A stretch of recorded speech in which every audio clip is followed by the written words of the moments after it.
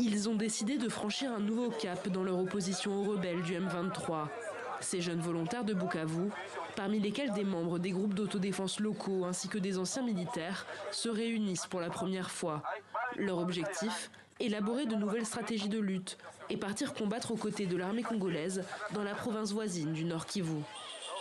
Ceux qui nous combattent sont déterminés. Ils veulent une partie du pays. C'est la raison pour laquelle nous avons appelé les volontaires et d'autres patriotes afin d'échanger entre nous et de se mettre d'accord sur la conduite à adopter.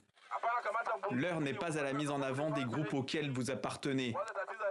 Aujourd'hui, il faut s'unir pour traquer l'ennemi. Depuis le 7 février dernier, les combats se sont intensifiés autour de la ville de Sake. Des milliers de déplacés sont venus trouver refuge à Goma, la capitale du Nord Kivu, à 27 km du front. Dans les camps autour de la ville, ils s'entassent et cherchent une place parmi les centaines de milliers de réfugiés déjà présents. Nous voulons rentrer chez nous parce qu'ici, dans le camp, c'est la souffrance. Alors, pour les jeunes volontaires de Bukavu, pas question de laisser le conflit s'étendre à la province du Sud Kivu. Dimanche, ils enverront un premier convoi vers le front.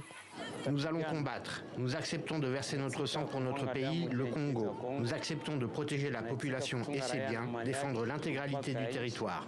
Et jamais trahir le Congo. Mercredi à Kinshasa, des centaines de femmes avaient marché pour la paix dans l'est de la RDC. Alors que quelques jours plus tôt, des dizaines de jeunes y avaient visé les installations de l'ONU ainsi que des ambassades. Les manifestants accusaient alors les chancelleries occidentales de fermer les yeux sur les massacres en cours.